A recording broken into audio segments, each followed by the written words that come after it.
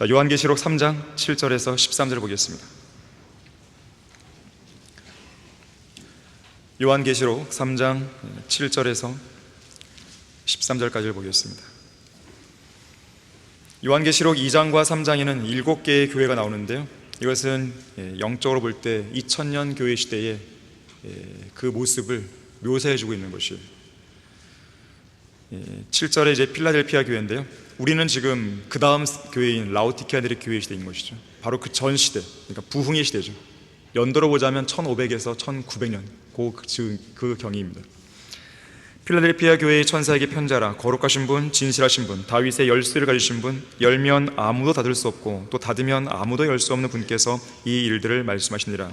내가 너의 행위들을 아노라. 보라, 내가 내 앞에 열린 문을 두었으니 아무도 그것을 닫을 수 없노라. 이는 내가 적은 능력을 가지고서도 나의 말을 지켰고 내 이름을 부인하지 아니하였기 때문이라. 보라, 자칭 유대인이라고 하지만 아니요, 오히려 거짓말한 자들을 내가 사탄의 회당에 속한 자들로 만들리니, 보라, 내가 그들을 오게 하여 너의 발 앞에 경배하게 하여서 내가 너를 사랑하는 것을 알게 하리라. 내가 나의 인내의 말을 지켰기 때문에 나도 시험의 때에 너를 지키리니, 이는 온 세상에 임하여 땅 위에 사는 사람들을 시험하는 때라. 보라, 내가 속히 오리니 뇌가 준 것을 굳게 붙들어서 아무도 너의 면류관을 빼앗지 못하게 하라. 이기는 자는 내가 내 하나님의 성전의 기둥으로 삼으리니 그가 결코 다시 나가지 아니하리라. 또 내가 그 사람 위에 내 하나님의 이름과 내 하나님의 도성, 즉 내 하나님으로부터 하늘에서 내려오는 새 예루살렘의 이름을 기록하고 또 나의 새 이름도 그 사람 위에 기록하리라.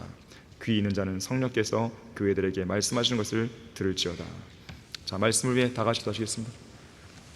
고마우신 아버지 하나님, 우리는 이 오후 예배에 한글 킹제임스 성경 출간 31주년 기념 예배로 드리고 있습니다. 한글 킹제임스 성경을 우리 손에 들려주게 해주셔서 감사드립니다. 이 성경을 통해서 우리가 성장하고 영적 양식을 먹으며 또 이 성경을 통해서 주님을 올바르게 섬기고 또 주님의 오심을, 다시 오심을 기다리며 살게 해주셔서 감사드립니다. 이 성경을 통해 우리는 살아야 되고 또 이 성경을 통해 우리는 죽어야 됩니다. 이 성경만이 우리의 절대적인 권위인 것입니다.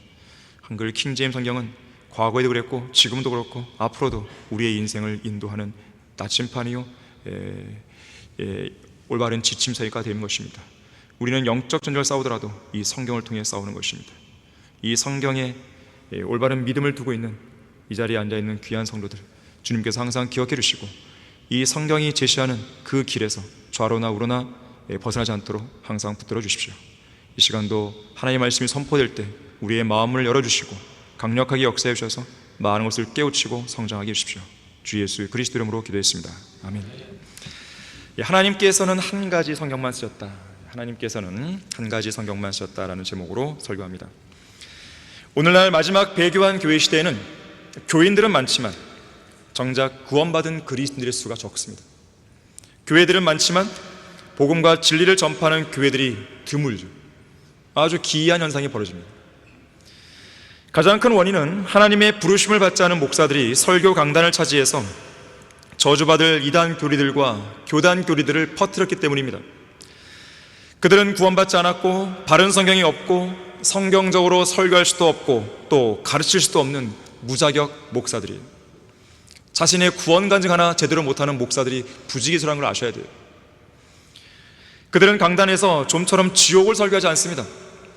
그 결과 1년에 단 한 명도 구령하지 못하는 목사와 교회들이 많은 것이죠. 그들은 구원받지 않은 채 교회만 다니다가 죽으면 그 혼이 지옥으로 떨어져서 영원히 고통받게 된다는 이 사실을 문자 그대로 믿지 않는 거예요. 그들은 지옥에 대한 진리를 문자 그대로 안 믿습니다. 부자와 나사로는, 그 나사로의 이야기는 실제 사건인데 그걸 비유를 취급해버린단 말이에요.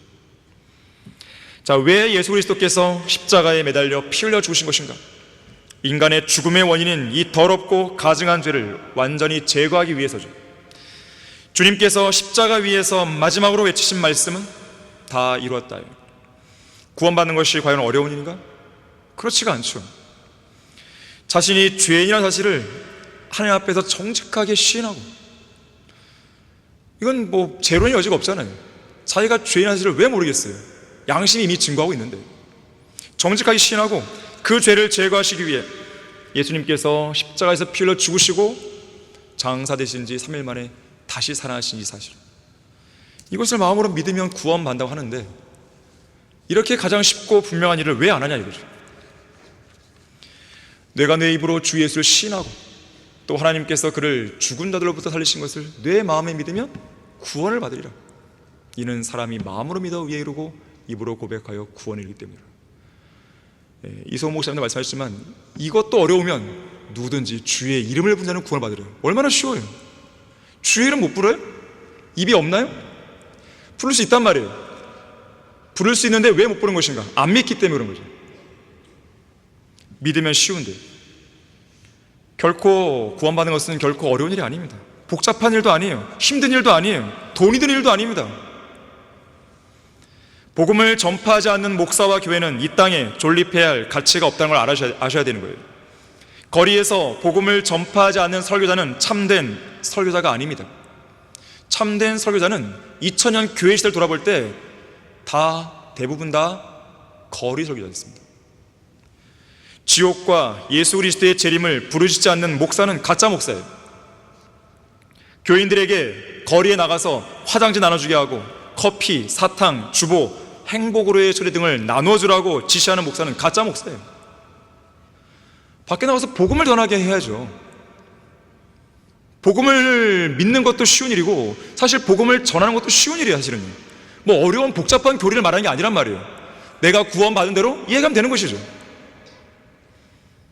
그렇게 쉬운 일을 했을 때에 나타나는 역사는 정말 위대하죠. 한 사람을 영원히 살리는 거 아니에요. 소방관들보다, 의사보다 더 위대한 일을 하는 것이죠. 소방관이나 의사들은 기껏해야 이 땅에서의 생명만 구하는 거예요. 이 땅에서의 생명만 연장시키는 것이죠. 하지만 우리는 다르죠. 한 번의 그리스도의 복음 전파를 통해서 영원한 생명을 부여하는 거예요. 대단한 특권과 대단한 직분을 우리에게 맡기신 겁니다. 그런데 그거를 하라고 교회를 세웠는데 안 하고 있다. 그거를 하라고 목사로 불렀는데 안 하고 있다. 그건 가짜 교회고 가짜 목사죠. 이 나라에는 복음이 전해진 이래로 이 민족을 복음화시킨 설교자가 단 한 명도 나오지 않았다는 것을 기억해야 돼요. 가장 큰 원인은 하나님께서 섭리로 보존하신 한글 킹제임스 성경이 없었기 때문에 그렇습니다. 이 나라 교회들이 주로 사용하는 개역 한글판 성경과 개역 개정판은 그야말로 누더기가 된 거예요. 누더기가 된 성경이죠. 여기저기가 다 찢겨 있는 것이죠.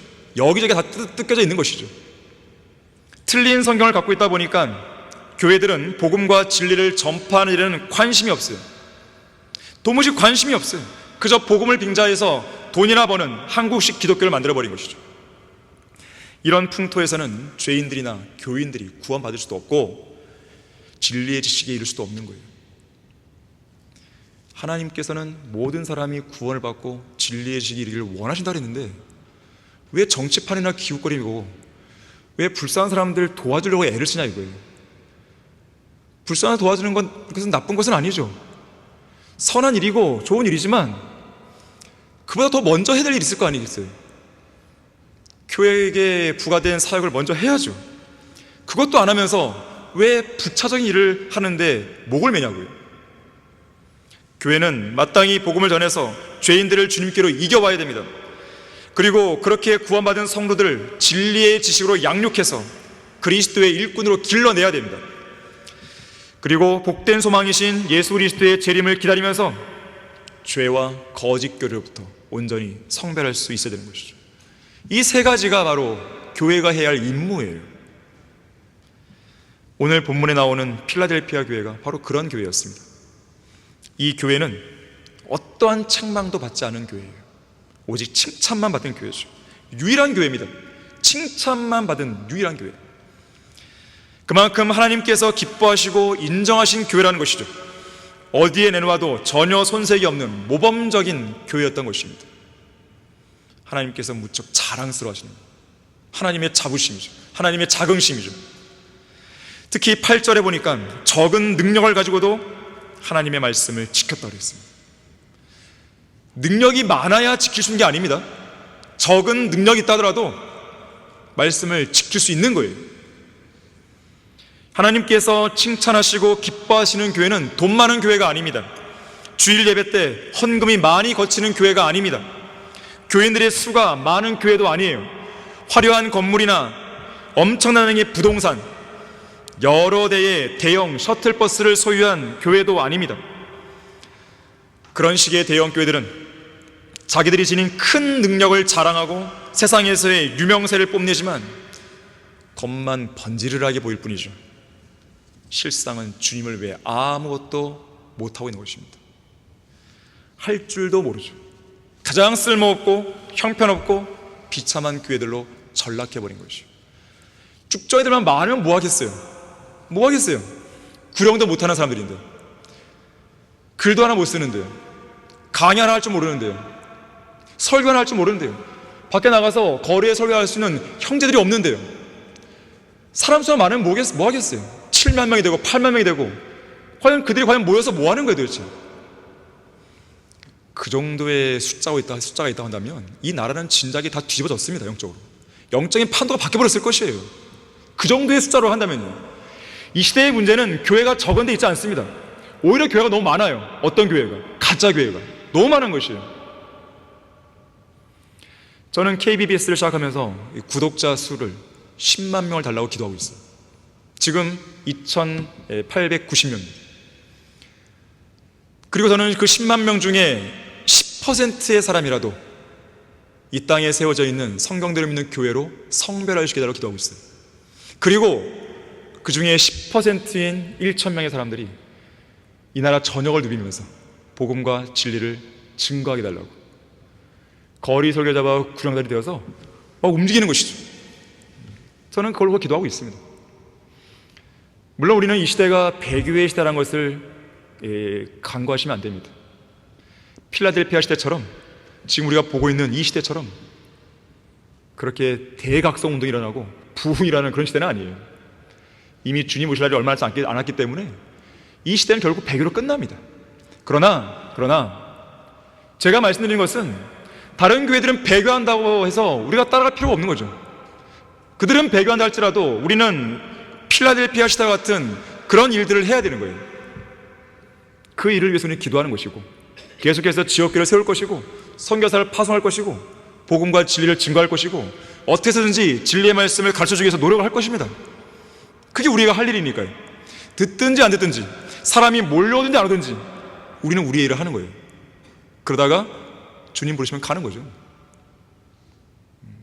제가 누누이 강조하지만 우리에게 단 하루가 주어진다 하더라도 이틀이 주어지더라도 올해 한 해가 주어진다 하더라도 우리는 그 일을 하다 가는 거예요. 적은 능력을 가지고서도 하나님의 말씀을 지킨 교회, 이 교회를 하나님이 칭찬하시는 겁니다. 그런 교회가 바로 필라델피아 교회였어요. 서두에 이야기했듯이 이 교회는 1500년부터 1900년까지의 교회사를 대표하는 교회입니다. 2000년 교회 역사상 가장 흥미로웠고 가장 위대했던 대부흥과 대각성의 교회 시대를 대표하는 교회예요. 이 시대에는 킹제임스 성경을 위시해서 올바르게 보존된 성경이 회복되었습니다. 세계 도처에 복음의 문이 열렸고 선교의 문이 열렸고 중세 암흑시대 동안 굳게 닫혀있던 성경의 계시의 문도 활짝 열린 거죠. 그뿐 아니라 그로 인한 부수적인 결과물도 생겨났습니다. 지성의 문이 열립니다. 대항해 시대가 열려요. 과학의 문이 열리고 인류 역사에 있어서 여러 가지 발전도 뒤따라 일어나는 것이죠. 바로 그 위대한 시대를 열었던 성경이 바로 킹제임스 성경이에요. 그리고 킹제임스 성경이 우리 한글 킹제임스 성경에서 통해서 온전히 전수화된 것이죠. 여러분의 손안에 들려있는 한글 킹제임스 성경을 온전히 믿고 철저히 지키고 사랑하고 실행으로 옮기게 되면 하나님께서 여러분을 통해 이루시고자 하는 위대한 역사가 일어나는 거예요. 아까 제가 구령일지를 얘기했지만 위대한 역사 아니에요. 이 시대에는 사람들이 복음을 안 듣는 시대예요. 완고한 시대입니다. 전도지를 받아들고 가는 것도 기적이에요. 사실은 그런 가운데서도 복음을 믿고 구원받았다, 기적이죠. 그런 가운데서도 여러분처럼 이렇게 이 교회에 왔다, 더 큰 기적이죠. 이 배교의 시대에 이렇게 오늘도 우리가 4명이 왔었잖아요. 한 명씩 한 명씩 오는 거예요. 꾸준히 오는 거예요. 한글 킹제임스가 꾸준히 나가고 있잖아요. 일꾼들이 계속 길러주죠. 지역교회가 세워지고 있죠. 살아있는 하나님의 교회에 살아있는 성경을 통한 살아있는 하나님의 역사한 것이죠. 우리는 그것을 통해서 많은 것을 배워야 되는 거예요. 위대한 역사가 교회에서뿐만 아니라 여러분 개인의 삶에서도 일어날 수 있는 거예요. 이 성경을 여러분이 정말 믿어보세요. 물론 지금까지 믿으셨을 거예요. 지금보다 더 잘 믿어보세요. 정말 있는 그대로 이 말씀은 나에게 주신 말씀이다. 내가 지금 펴서 성경을 읽을 때 나에게 지금 하나님께서 말씀하고 계시다. 그렇게 믿어보세요. 어떤 변화가 일어나는지. 지금보다도 더 훨씬 위대한 역사가 일어나는 것이에요. 뇌가 적은 능력을 가져서도 나의 말을 지켰고, 첫 번째로 올바르게 보존된 성경을 존중하지 않고 멸시하는 민족, 멸시하는 국가 반드시 망하게 되어 있습니다. 하나님께서는 사무엘상 2장 30절에서 그분의 백성인 이스라엘 사람들을 향해서 이렇게 말씀하시죠. 나를 존중하는 자들을 내가 존중하고 나를 멸시하는 자들을 내가 소홀히 여기리라. 그러나 목이 굳은 완고한 이스라엘 백성들은 항상 아버지 하나님을 존중하지 않았습니다.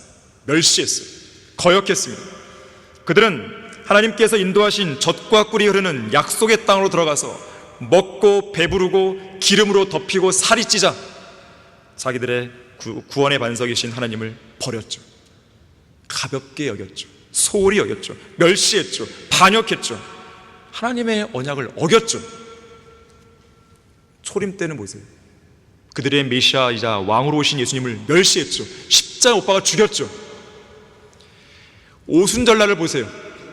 오순절날 오신 성령 하나님을 거역하고 멸시했죠. 스테반 집사가 바로 그 부분을 적시했잖아요. 너희들은 늘 성령 하나님을 거역한다고. 하나님만 거역한 것이 아니라 하나님의 말씀도 거역했죠. 하나님의 명령들을 멸시했죠. 하나님의 규례들을 멸시했죠. 하나님의 길들을 멸시했죠. 하나님의 말씀들을 멸시했죠. 하나님의 율법을 멸시했죠. 하나님의 거룩한 물건들을 멸시했죠. 이건 저의 이야기가 아니라 여러분들이 성경에서 멸시라는 단어를 찾아보십시오. 이스라엘 백성들이 뭘 멸시했는지 그 이야기를 제가 말씀드린 것이죠. 제가. 어리석은 사람들처럼 지혜와 훈계를 멸시했죠. 심지어 하나님의 징계조차도 멸시했어요. 징계를 받았으면 정신 차리고 돌아야 되는데 징계도 가볍게 여겨버린 거예요. 그래서 이스라엘 백성들을 향한 하나님의 진노의 심판이 늘 끊이지 않았습니다. 여러분 거기 이사야 5장 24절을 보십시오.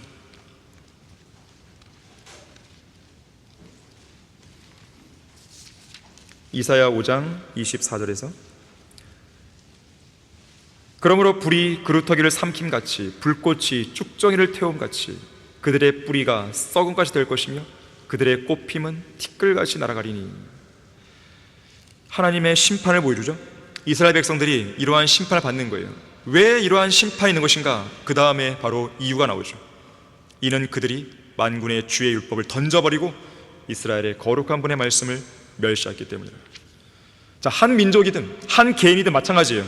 그들을 향한 하나님의 심판은 말씀을 거부했기 때문에 임하는 것입니다. 그래서 진리의 말씀에 따른 그 의는 한 나라를 세워주지만 진리의 말씀을 거절한 그 죄는 백성에게 수치를 가져오는 거예요. 결국 심판과 멸망이 있는 것이죠. 잠언 13장 13절.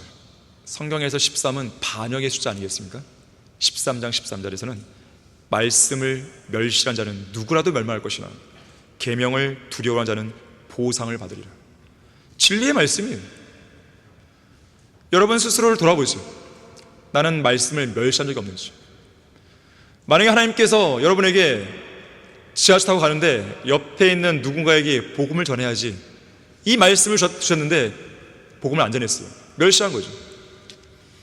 말씀과 기도를 통해서 하나님과 교제를 해야 되는데 교제를 안 하고 그날 하루를 그냥 보내버렸어요. 말씀을 멸시한 거죠. 성경에는 수많은 명령들로 가득 차 있습니다.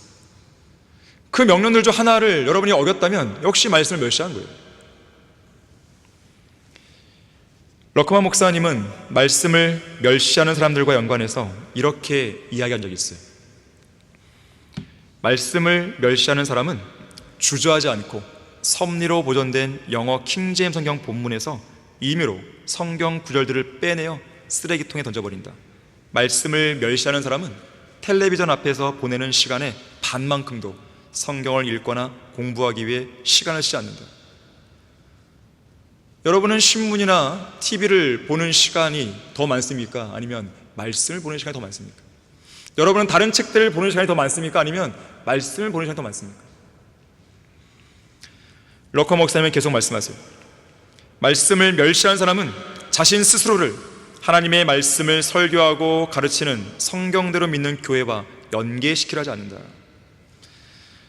하나님의 말씀을 멸시하는 사람은 그 말씀을 자기에게 가르치지 못하게 하고, 복음을 전파할 때 아유 듣기 싫다고 그런 사람 있잖아요. 말씀을 멸시하는 것이죠. 심지어 공개적으로는 아예 자기에게 언급조차 못하게 만든다. 말씀을 멸시하는 사람은 말씀의 권위를 떨어뜨리는 데 도움이 되는 변개된 성서들을 열심히 수집하는데 아무리 그 종류가 많다 해도 열심히 돈을 주고 사서 모으거나 선전한다. 최종 권위가 분명히 있으면 그 하나를 다 붙들어야죠. 그런데 최종 권위가 없는 사람들은요, 계속 성경만 비교하고 사는 거예요. 그냥 새로운 성경 나오면 또 비교하고 살아요.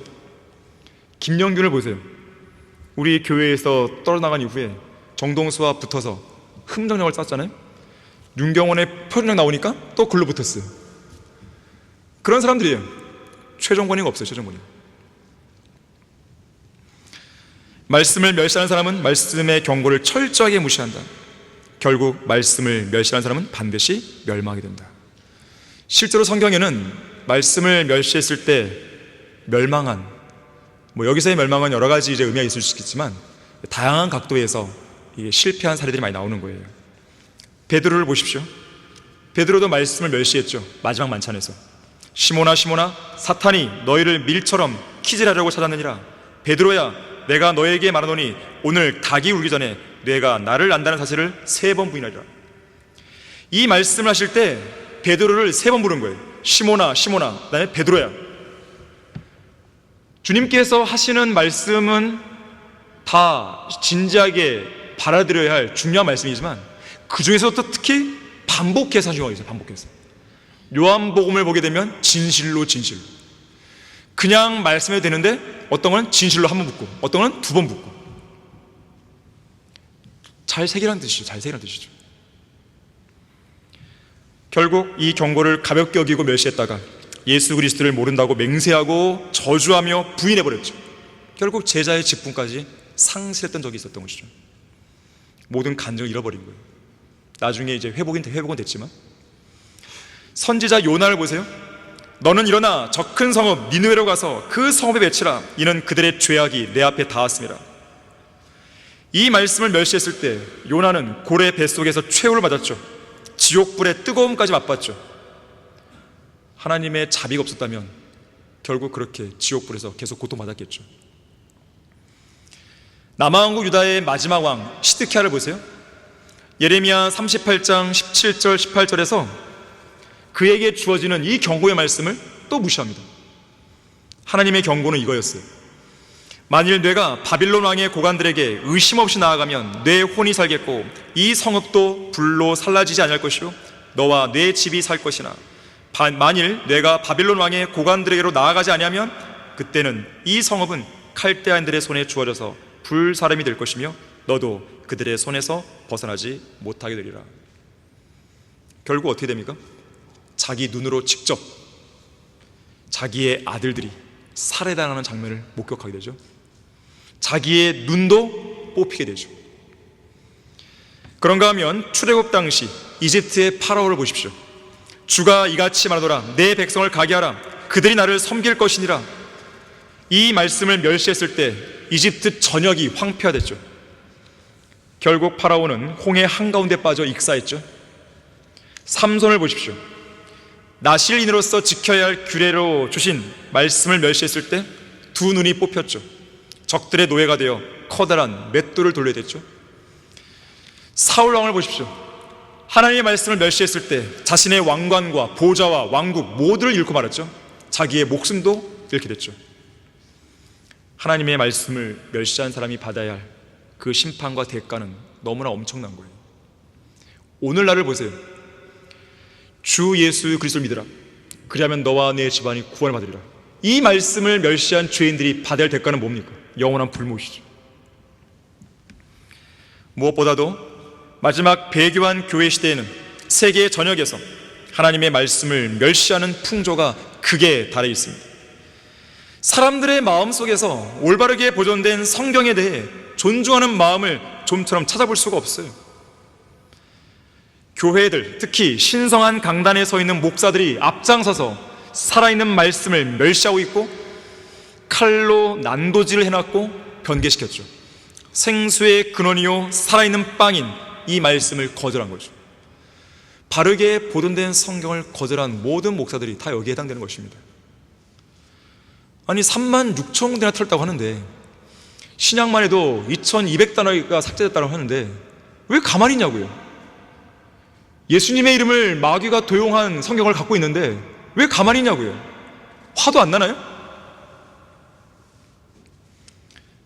이것이 바로 배교와 배교에 따른 심판의 가장 큰 원인입니다.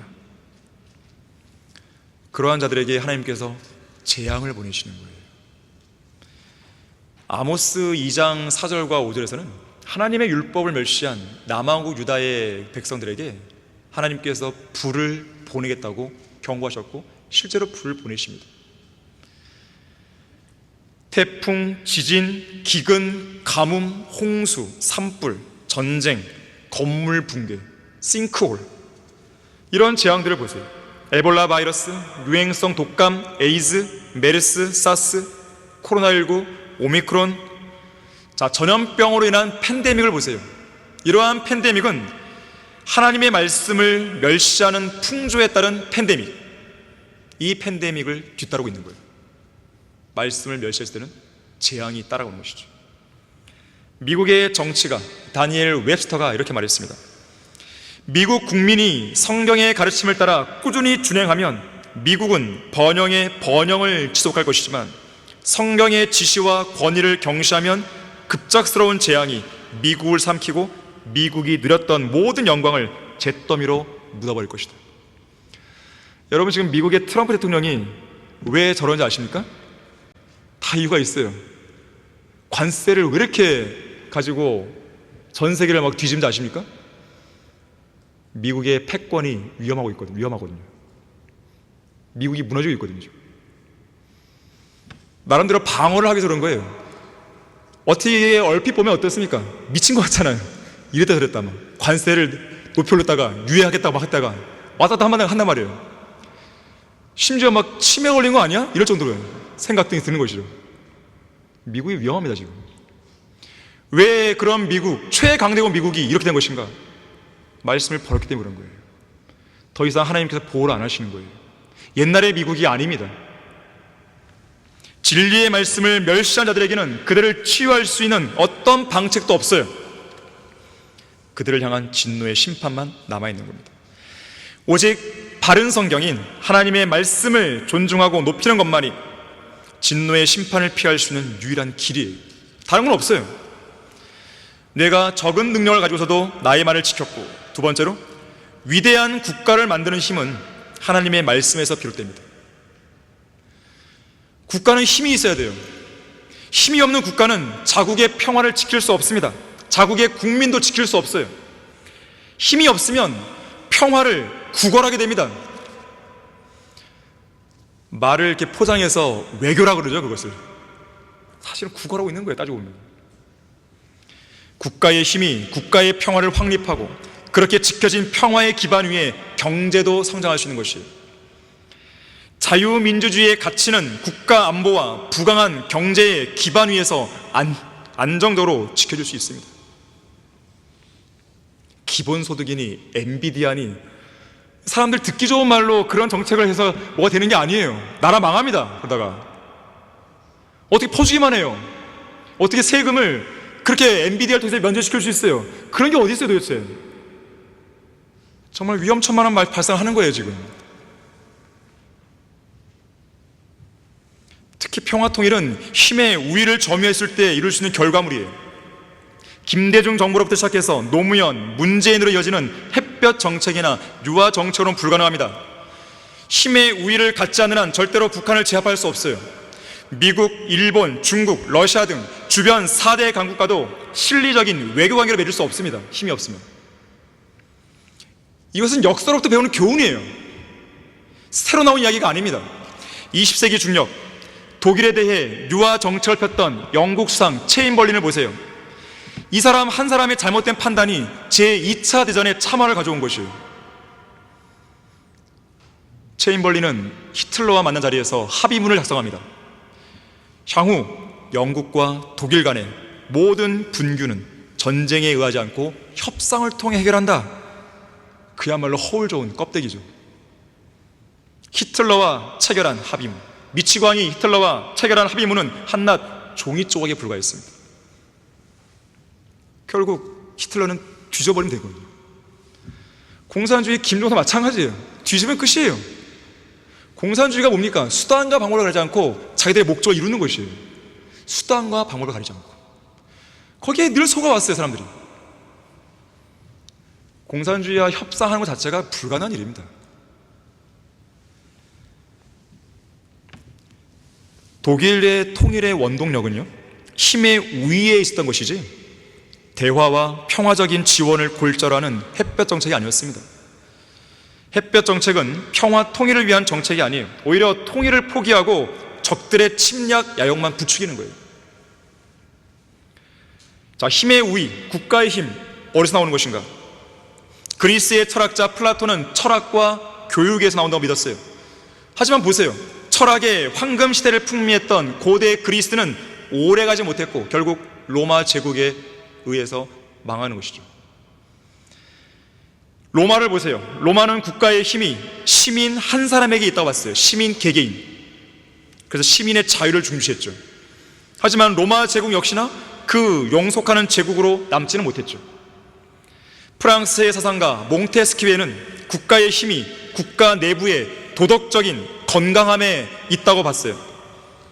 사상가 랄프 에머슨은 용기 있는 민중들만이 국가를 위대하고 강하게 만든다고 주장했습니다. 그러나 그런 유치한 사상들을 기반으로 힘을 구축하려 했던 국가들은 하나같이 성공하지 못했습니다. 이것은 역사가 증명하는 것이죠. 왜 그런 것일까요? 왕국과 권세와 능력과 영광을 주시는 분은 하나님이신데 그 사실을 간구한 것이죠. 자, 국가의 힘은 하나님과 그분의 말씀인 성경을 온전히 두려워하고 온전히 신뢰할 때 나오는 것입니다. 여러분, 잠언 28장 2절을 보세요.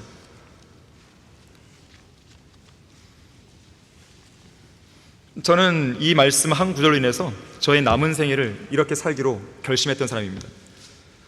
잠언 28장 2절에서 땅의 죄거로 인해 그곳에 통치자들이 많아져도 그 나라는 명철과 지식이 있는 한 사람을 인하여 오래 가랴 그랬어요. 하도 세상에 죄가 많으니까 이런 죄의 문제나 있던 사회의 부조리를 해결하기 위해서 내가 대통령이 되겠어, 내가 대통령이 되겠어 그러잖아요. 그러면서 통치자들이 많아집니다. 하지만 그런 사람들이 이 나라의 흥망성쇠를 좌지우지하는 게 아니란 말이에요. 명철과 지식이 있는 한 사람이 달려있는 것이에요. 영속하는 국가의 힘은 한 나라를 책임지는 대통령이나 통치자에게 있는 것이 아닙니다. 국제정세에 밝고 외교와 책략에 능한 정치가나 협상가에게 있는 게 아닙니다. 인간적인 힘만 내세우는 트럼프 같은 스트롱맨에게 있는 게 아니에요. 전략과 전술이 뛰어난 용감한 군사령관에게 있는 것이 아닙니다. 국가 경제를 살려낼 역량을 갖춘 경제 전문가에 있는 게 아니에요. 우리나라는 지금 스태그플레이션에 아주 어려운 상황에 직면해 있는 거예요. 그것을 해결할 수 있는 경제 전문가에게 한 나라의 흥망성쇠가 있는 게 아닙니다. 도덕과 윤리를 가르치는 현자나 종교 지도자에게 달리는 것도 아닙니다. 성경은 분명히 말씀하는 거예요. 명철과 지식 있는 한 사람. 그러면 궁금하잖아요. 이 사람이 과연 누구냐 이거예요. 명철이 무엇이고 지식이 뭐냐 이거예요. 자, 명철이 뭡니까? 욥기 28장 28절에서는 악에서 떠나는 거예요. 죄로부터 성별하세요. 그럼 명철을 얻는 겁니다. 또한 잠언 9장 10절에서는 거룩한 이에 대한 지식이 명철하였어요. 성경을 읽으세요. 성경을 통해서 하나님에 대한 지식을 쌓아가세요. 그럼 명철을 얻는 것이에요. 지식은 뭐예요? 잠언 1장 7절에서 하나님을 두려워하는 것이 지식의 시작이에요. 또 잠언 9장 10절은 하나님을 두려워하는 것이 지혜의 시작이라고 했어요. 답은 다 나왔어요. 이제 하나님을 두려워하겠죠. 악에서 떠나야겠죠. 하나님에 관한 지식이 있어야겠죠. 자, 이 사람에게 나라가 달린 거예요. 국가의 존망이 달린 것입니다.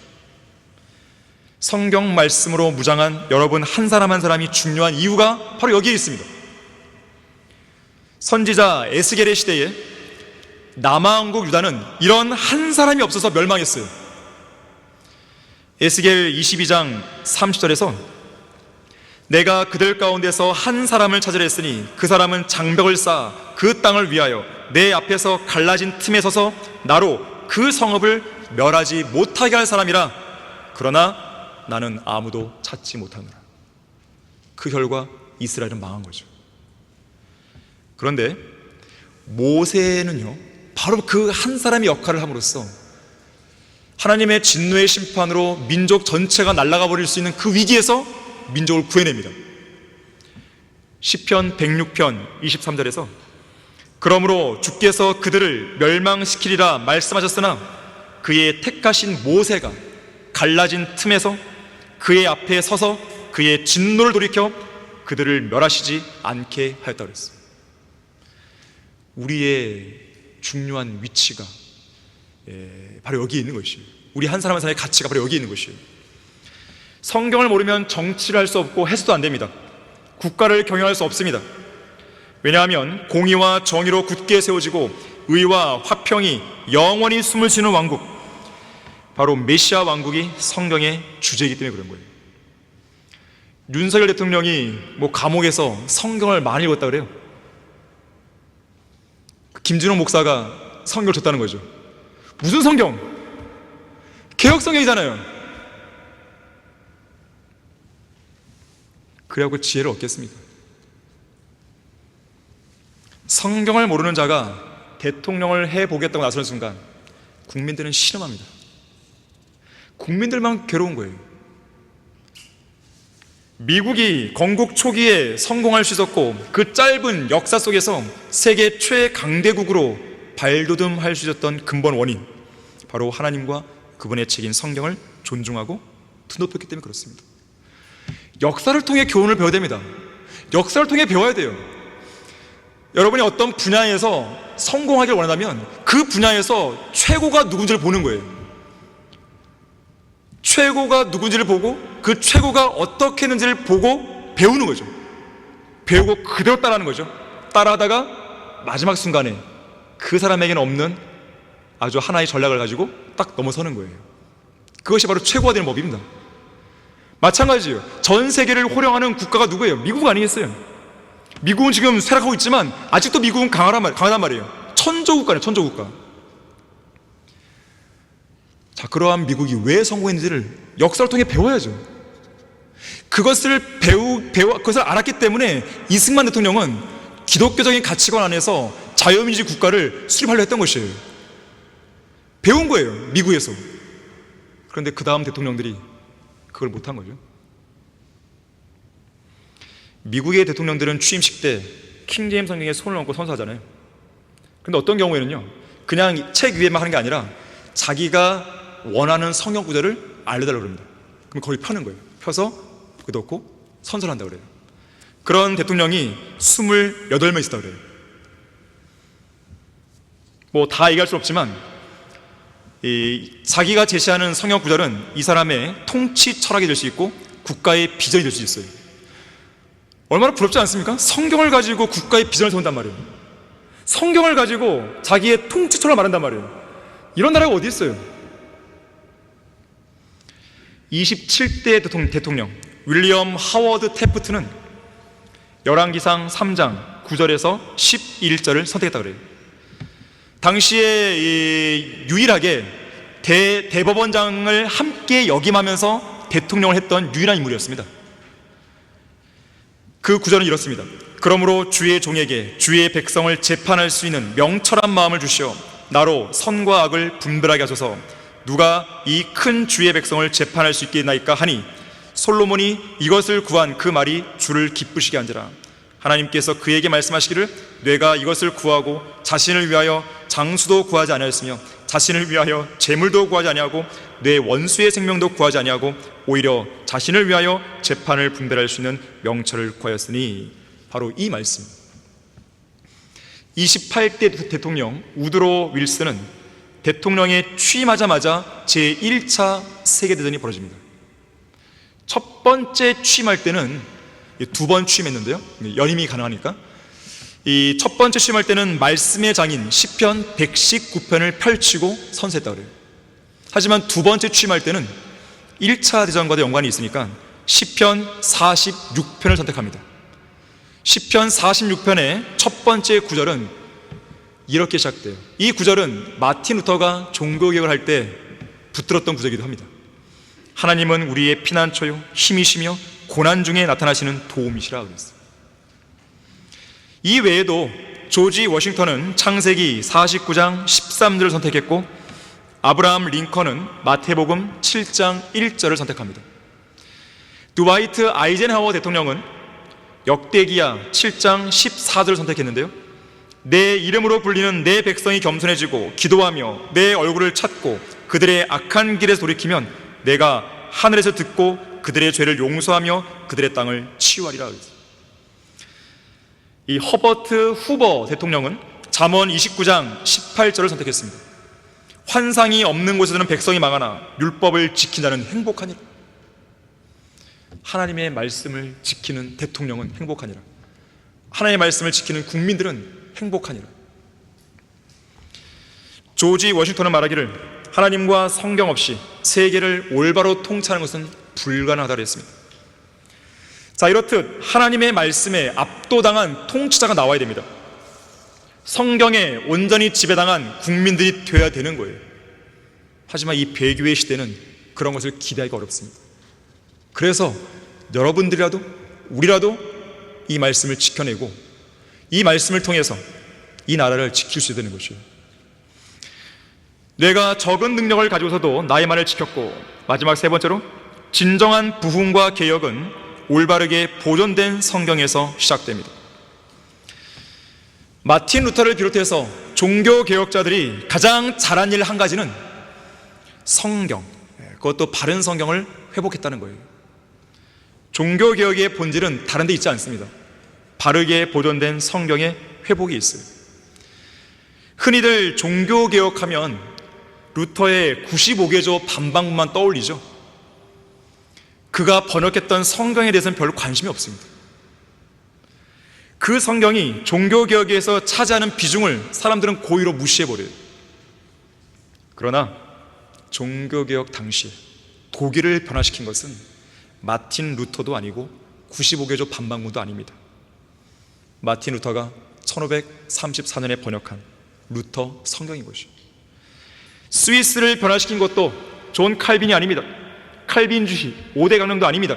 영국이 변화된 것도 청교도들을 비롯한 종교개혁자들이 아니라 개혁의 초석이 된 1382년에 위클리프 성경과 1611년에 영어 킹제임스 성경이 개혁을 주도한 것이죠.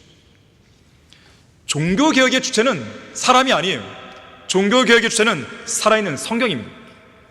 종교개혁의 주체는 사람들이 만들어 놓은 어떤 신조, 강령, 그 사람들이 쓴 어떤 신학, 강해, 주석, 이런 것이 아니에요. 성경이 주체예요. 성경이 개혁을 이끄는 거예요. 더군다나 사람은 죽잖아요. 하지만 성경은 남잖아요. 그 성경이 믿음의 선대들, 믿음의 후대들을 계속 이끌어가는 거예요. 자, 이성호 목사님이 돌아가신 이후에 우리의 사역이 끊어졌나요? 안 끊어졌어요. 왜 안 끊어졌을까요? 우리가 뭐 뛰어난가요? 아니죠. 성경이 있기 때문에 가능한 거예요. 저는 장담하건대 정동수나 윤경원이 죽으면 거기 끝나버립니다. 성경이 죽어있기 때문에 끝나버리는 것이에요. 하지만 우리는 달라요. 우리는 지금 입증하고 있잖아요. 지금 성경이 살아있으니까 사역이 계속 살아있잖아요. 성경이 개혁의 주체입니다. 바른 성경을 수호하고 보존하는 데 크게 이바지했던 에드워드 힐스 박사는 이렇게 말했어요. 종교개혁을 주도한 주요 원리들 가운데 하나는 개혁자들이 성경의 유일한 권위, 성경의 절대적인 권위를 믿었던 것이다 그랬어요.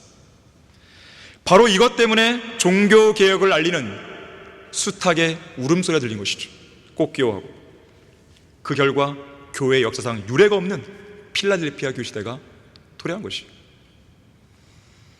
이 시대는, 필라델피아 교회 시대는 교회 역사상 열린 문의 시대였습니다.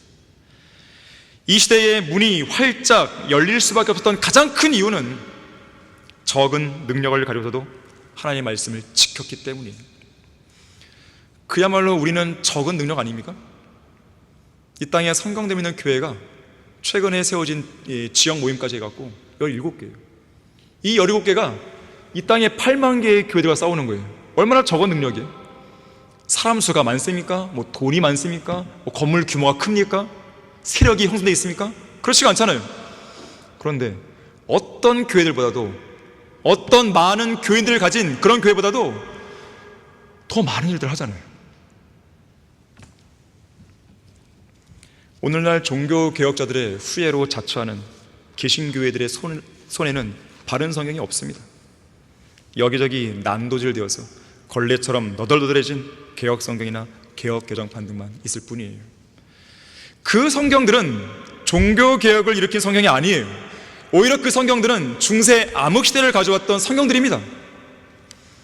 바로 그 변개된 성경들 때문에 오늘날 라오디케아인들의 교회 시대가 열린 거예요. 필라델피아 교회 시대에 열렸던 모든 문들이 닫혀버린 것이죠. 그래서 오늘날에는 복음의 문이 좀처럼 안 열립니다. 대각성 운동, 부흥도 안 되는 거예요. 성경의 계시도 그들에겐 닫혀버렸잖아요. 우리가 배우는 지식들을 그들은 전혀 몰라요. 그들이 묻는 질문을 들어보면 너무 유치해요. 우리가 볼 때는 너무 저 밑바닥에 있는 질문을 한단 말이에요. 왜 그럴까요? 배운 게 없는 거예요. 하나님은 그들에게 계시를 안 해줍니다. 읽혀주지 않는 것이요. 왜 그런 것인가? 성경이 변개되어 있으니까요. 너무나 단순한 문제예요. 이것은요, 너무나 근본적인 문제예요. 하지만 필라델피아 교회 시대를 보였어요. 그야말로 열린 문의 시대예요. 위대한 구령자들, 위대한 복음 전파자들, 위대한 선교사들, 위대한 찬송 작사자, 작곡자들로 빛났던 시대입니다.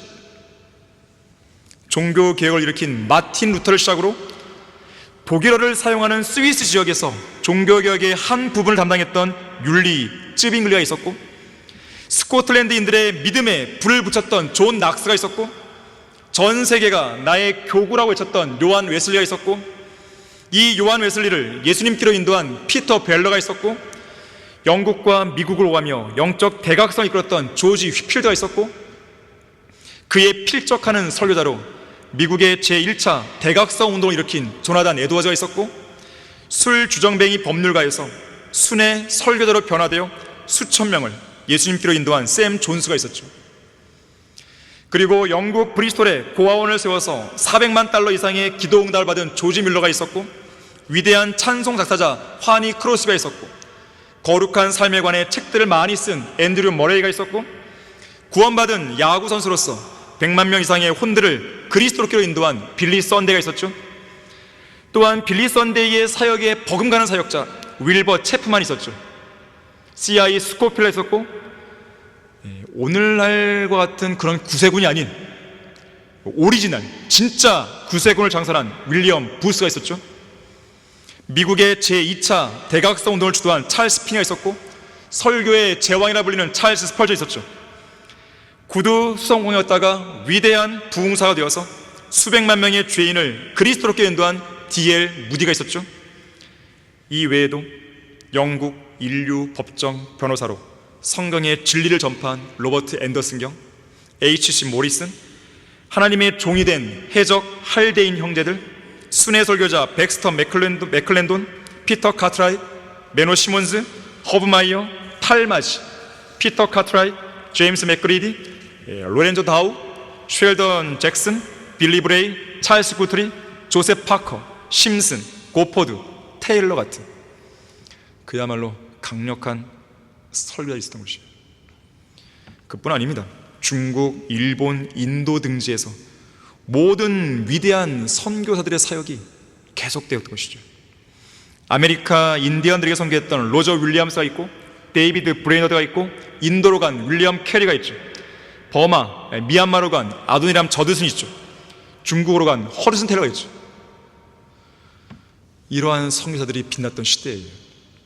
이 시대의 믿음의 역전의 용사들은 킹 제임스 성경, 우리 한글 킹 제임스 성경과 똑같은 그 성경을 가지고 설교를 하고 가르치고 선교를 하고 또 암송하기도 하고 했던 것이, 올바르게 보존된 하나님의 말씀이 그들을 움직인 것입니다. 그들의 마음을 움직인 것입니다. 여러분이 한글 킹 제임스 성경을 그들과 똑같은 자세로 믿는다면 여러분의 마음과 생각은 움직이게 돼 있어요. 예레미야 20장 9절에서는 그때 내가 말하기를 나는 그를 언급하지 아니하고 더 이상 그의 이름을 말하지 아니하리라 하였으나 그 말씀이 내 마음 속에서 내 뼈들 속에 사무치는 타는 불 같아서 내가 참기에 지쳤고 견딜 수 없었다고 그랬습니다. 하나님의 말씀이 여러분의 마음을 강권하지 않습니까? 예레미야 23장 29절에서는 주가 말하노라 내 말이 불 같지 않느냐, 바위를 부숴 조각내는 큰 망치 같지 않느냐. 하나님의 말씀으로 여러분의 마음이 뜨거워져야 됩니다. 하나님의 말씀으로 여러분의 완고한 마음이 부서져야 돼요. 하나님의 말씀으로 여러분의 냉랭한 마음이 뜨거워져야 되는 것이죠. 그게 안 된다면 여러분이 기도하세요. 주님의 말씀으로 저의 마음을 채워주십시오. 진리의 말씀으로 제 마음을 지배해 주십시오. 주님, 지금 제 마음이 냉랭합니다. 뜨겁게 달궈 주십시오. 저에게 열정이 없습니다. 열정을 주십시오. 왜 그런 기도가 안 나오냐 이거예요. 그렇게 하게 되면 여러분은 어떤 사람 앞에서도 여러분이 가진 성경적 신앙을 담대하게 내보일 수 있는 것이죠. 자신감이 생깁니다. 힘이 생기는 것이죠. 당당하게 살게 되는 것이죠. 허세나 만용이 아니라 진정한 용기를 내는 거예요. 세상 사람들에게 위축당하는 것이 아니라 그들을 호령하는 것이죠. 어떻게 호령합니까? 예수님 믿으라고, 바른 생각을 찾으라고, 올바르게 사역하는 교회로 나오라고 큰 소리를 치는 것이죠. 세상 사람들의 눈치나 보면서 쪼그라드는 심장을 가지고 그렇게 살아셔야 되겠습니까? 우리는 비굴해질 필요가 없어요. 그래서도 안 되는 것이고, 악인 앞에 굴복하는 사람은 오염된 샘물과 같아요. 우리는 그런 사람들이 아닙니다. 결론을 맺겠습니다. 하나님께서는 한 가지 성경을 쓰신 거예요. 한 가지 성경을 썼다는 것은 두 가지 의미예요.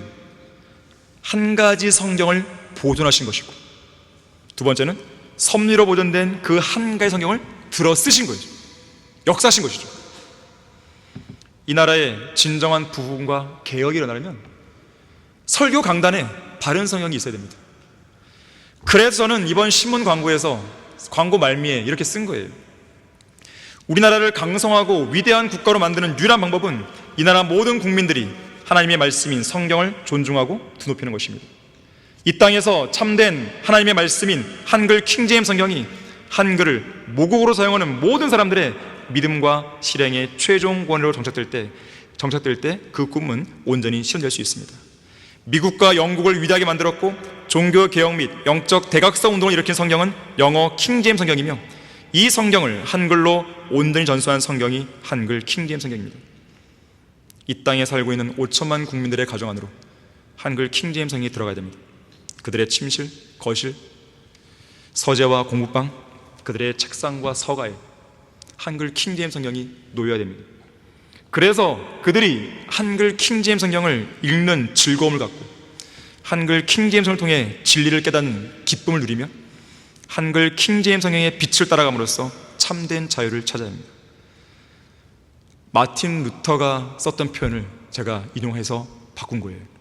그 결과 이 땅의 국민들이 성경을 존중하고 드높이며 성경을 사랑하고 성경에 순종하며 성경에 입각한 양심의 소리에 귀를 기울여서 사람들보다 하나님을 더 사랑하고 두려워야 됩니다. 국가의 존망이 바로 여기에 달려 있습니다. 이 나라는 사람들이 국민들의 그 투표, 그것에 목말라는 거잖아요. 사람들을 두려워하죠. 국민들을 두려워하죠. 집단 지성을 두려워하고 언론을 두려워하고 지지율을 두려워하는 것이죠. 그걸 뛰어넘는 대통령이 나와야지 이 나라가 잘 되는 것이에요. 하지만 그런 사람들이 없다는 현실을 볼 때 참으로 암울해집니다. 유일한 희망은 한글 킹제임스를 쓰고 있는 이 자리에 앉은 바로 여러분들이에요. 과연 여러분 각자는 왜 이 자리에 앉아있다고 생각합니까? 왜 여러분은 성경들을 믿는 이 교회 안에 속해 있다고 생각하십니까? 마틴 루터의 말처럼 우리는 예수 그리스도께서 어제 죽으셨고 오늘 다시 살아났고 내일 다시 오실 것처럼 살아야 됩니다. 어떻게 해야 그렇게 살 수 있는 것인가? 그에 대한 답이 마틴 루터가 마지막 숨을 거두기 직전에 했던 기도 내용이 잘 나와 있는 거예요. 그는 이렇게 기도합니다. 하늘에 계신 나의 아버지시여, 주님께서 저에게 주님의 사랑하신 아들 예수 그리스도를 나타내 보셨습니다. 저는 예수 그리스도를 사람들에게 가르쳤고 그분을 알았으며 저의 생명처럼 그분을 사랑했습니다. 이제 저의 혼을 주님께 드립니다. 저의 영을 주님께 의탁합니다. 주님께서 저를 구속하셨습니다. 하나님께서 세상을 이처럼 사랑하셔서 그의 독생자를 주셨으니 이는 그를 믿는 사람은 누구든지 멸망하지 않고 영생을 얻게 하십니다 하고 숨을 거둔 것이죠. 오늘날 마지막 배교의 시대에 우리나라의 유일한 희망은 한글 킹제임스 성경입니다. 이 성경을 최종 권위로 믿고 섬기는 여러분 각자의 위치가 매우 중요합니다. 성경대로 믿는 그리스도인으로서 여러분이 있어야 할 위치를 굳건히 지키십시오. 어떤 고난이나 위협에도 흔들리지 말고 요동하지 마십시오. 쓰러지면 안 됩니다. 실족하지 마세요. 낙심하거나 위축되지 마세요. 용기를 내시고 담대하십시오. 믿음의 선한 싸움을 싸우십시오. 마땅히 달려야 할 길을 마치고 성경적 믿음을 지키십시오. 여러분 모두가 최후의 승자가 되어야 되는 것이죠. 하늘나라에 이를 때까지 여러분 모두의 건투를 빌겠습니다. 기도하겠습니다. 고마우신 아버지 하나님, 오늘 우리는 아주 뜻깊은 날을 맞이해서 두 번의 예배를 드렸고 하나님께서 이루어주신 놀라운 역사를 찬양했고 또 감사했고 드러냈고 또 이 시점에서 우리가 어떠한 자세를 취해야 될지, 어떻게 앞으로의 인생의 방향을 설정할지, 그러한 메시지를 우리는 마음속에 새기게 되었습니다. 우리를 도와주십시오. 우리에게 지혜를 주시고 항상 힘을 더해 주십시오. 우리 앞에 어떠한 상황이 펼쳐진다더라도 하나님의 말씀을 믿는 우리에게는 거칠 것이 없다는 이 사실을 우리 모두가 확신하며 살 수 있도록 도와주십시오. 주 예수 그리스도 이름으로 기도했습니다. 아멘.